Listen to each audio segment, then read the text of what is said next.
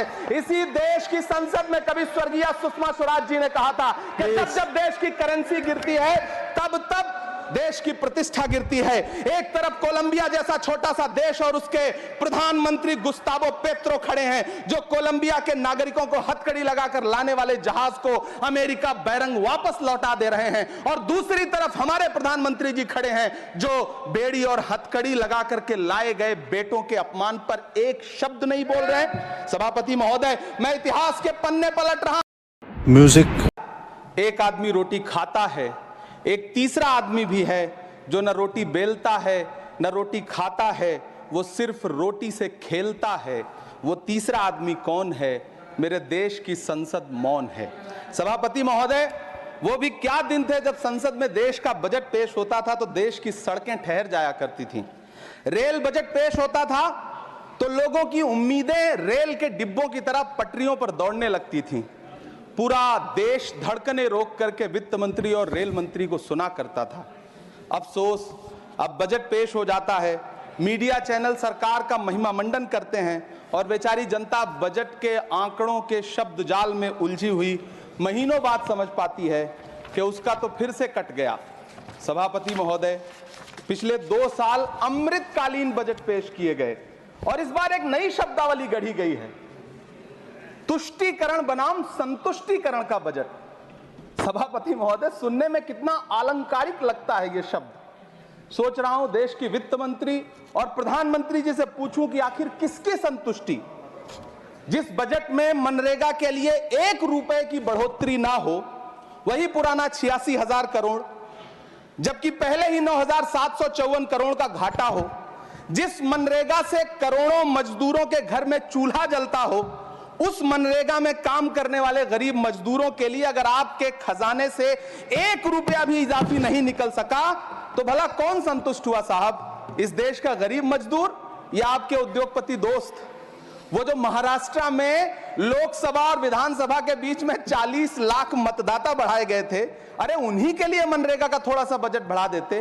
क्या उसमें मनरेगा का एक भी मजदूर नहीं था? 40 लाख लोगों में सारे के सारे 12 लाख की छूट वाले से आगे के लोग थे। सभापति महोदय, कल जब वित्त मंत्री जी देश की संसद में भाषण दे रही थी तो वहां मुंबई में कोई गरीब इंसान जब अपनी जेब टटोल करके अपनी मोटरसाइकिल में 1 लीटर पेट्रोल भरवा रहा था तो उस पेट्रोल की कीमत थी 103 रुपया प्रति लीटर। आखिर इतना महंगा पेट्रोल डीजल खरीद के कौन संतुष्ट हो रहा है? इस देश के गरीब लोग या फिर सरकार के चहेते धन्ना सेठ? सभापति महोदय, वित्त मंत्री जी इस बजट को मध्यम वर्ग को संतुष्ट करने वाला बजट बता रही हैं। अरे मैडम, हम आप यहां पर बैठे रहते हैं और वहां बाहर इसी दिल्ली में 1 लीटर दूध, चाहे वो अमूल का हो या फिर मदर डेयरी का हो, उसकी कीमत 73 रुपए लीटर है। इतना महंगा बेच करके कौन संतुष्ट हो रहा है? गरीब जनता या आपके धन्ना सेठ दोस्त? सभापति महोदय, इस सरकार का बाजार और महंगाई पर कोई नियंत्रण नहीं रह गया है। चाहे देश में लहसुन 400 रुपए किलो बिक जाए, टमाटर 100 रुपए किलो बिक जाए, प्याज का दाम सुनकर आंखों में आंसू आ जाए, लेकिन वित्त मंत्री महोदया बजट में महंगाई का मां भी नहीं बोलती हैं। बच्चों की किताब और पेंसिल तक पर टैक्स लगाने वाले सरकार से मैं पूछना चाहता हूं कि आप मध्यम वर्ग का हितैषी बताते हैं खुद को, तो शर्म नहीं आती है? खुद को धार्मिक कहने वाली सरकार भगवान श्री कृष्ण के प्रिय खाद्य पदार्थों दही और मक्खन तक पर जीएसटी लगाती है और बात करती है मध्यम वर्ग की हिमायती होने की। जिंदा रहते हुए जनता से हर चीज पर टैक्स वसूलने वाली यह सरकार कम से कम मरने पर तो लोगों को बख्श देती, लेकिन नहीं, वहां भी लूटना है।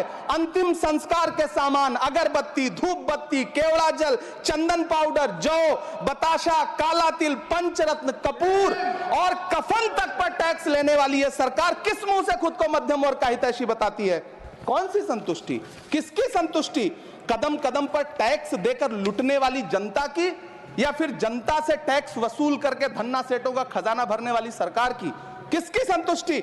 सभापति महोदय, 18 अगस्त 2015 आरा का बिहार का ऐतिहासिक मैदान, सजा हुआ मंच, हजारों की भीड़ और सामने खड़े हुए देश के प्रधानमंत्री का भाषण। बिहार के भाइयों बहनों, आज मैं बिहार के लिए पैकेज की घोषणा कर रहा हूं। 50,000 करोड़ कर दूं कि ज्यादा कर दूं? अखिलेश भाई 60,000 करोड़ कर दूं कि ज्यादा कर दूं? 70,000 करोड़ कर दूं कि ज्यादा कर दूं? 80,000 करोड़ कर दूं कि ज्यादा कर दूं? चलो मैं बिहार को 1.25 लाख करोड़ का पैकेज दे रहा हूं। 10 साल हो गए सभापति महोदय, वही ढाक के 3 पात। बिहार आज भी विकास की बाट जो रहा है, भाषण आज भी प्रधानमंत्री जी के यूट्यूब चैनल पर सुना जा सकता है। जो झूठ बोल के करता है मुतमईन सबको, वो झूठ बोल के खुद मुतमईन नहीं होता। सभापति महोदय, ये तो राहुल जी का असर है। कौन सा शब्द सर, कौन सा शब्द? झूठ। ठीक है सर, मिथ्या बोल करके, जो मिथ्या बोल के करता है मुतमईन सबको, वो मिथ्या बोल के खुद मुतमईन नहीं होता। ये राहुल जी का असर है। जो मखाना बोर्ड की घोषणा हुई, अखिलेश जी आपको याद होगा, भारत जोड़ो न्याय यात्रा में 30 जनवरी 2024 को बिहार के रंगभूमि मैदान में राहुल गांधी जी का पूर्णिया में भाषण था और उसमें मखाना को लेकर उन्होंने आवाज उठाई थी।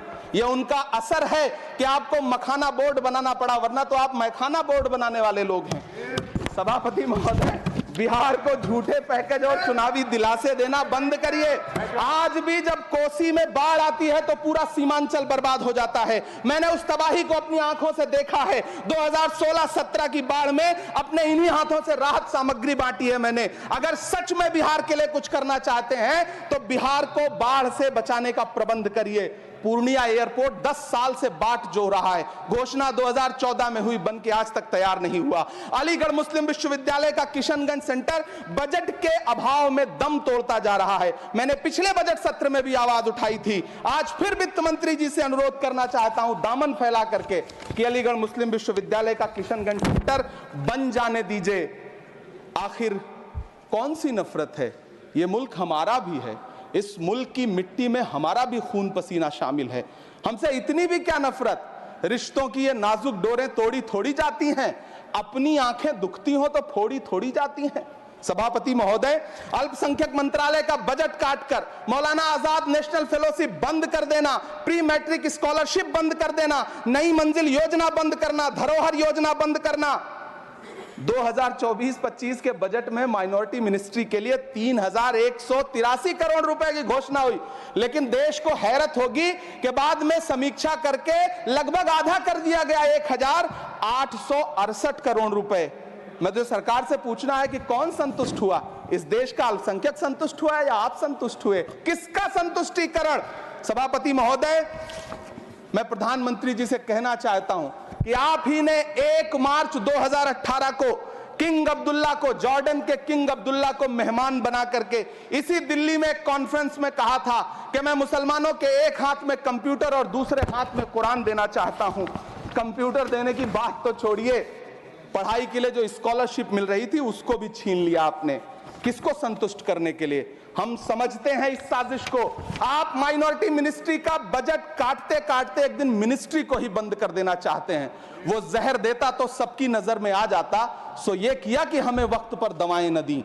सभापति महोदय, मैं तो वित्त मंत्री जी से पूछना चाहता हूं आपके माध्यम से कि शायद आपको पता ही नहीं है कि गृहस्थी चलाने वाली एक गृहिणी की मुश्किलें क्या क्या होती हैं। आपने कभी सोचा भी नहीं होगा कि जब वो किचन में सब्जी बनाने के लिए कढ़ाई में तेल डालती है तो उसके साथ उसके आंसू भी गिरते हैं। सभापति महोदय, शायद उन्हें पता भी ना हो कि एक छोटी सी गाड़ी और एक छोटे से फ्लैट का EMI भरने के बाद इस देश का एक गरीब इंसान जब अपने बच्चों की फीस भरने के बारे में सोचता है तो उसे कितनी खुशियों का गला घोंटना पड़ता है। शायद उनको पता भी नहीं है कि फसल बेच करके बिटिया की शादी का सपना सजाने वाला किसान जब अपनी फसल बर्बाद देखता है तो कितनी रातें सो भी नहीं पाता है। सभापति महोदय, शायद वो कभी इस पीड़ा को समझ ही नहीं पाएंगी कि परिवार के किसी एक सदस्य को कैंसर जैसी बीमारी हो जाए तो घर और जमीनें गिरवी रख उठती हैं, लेकिन इलाज नहीं हो पाता। सभापति महोदय, इसी देश की संसद में कभी स्वर्गीय सुषमा स्वराज जी ने कहा था कि जब देश की करेंसी गिरती है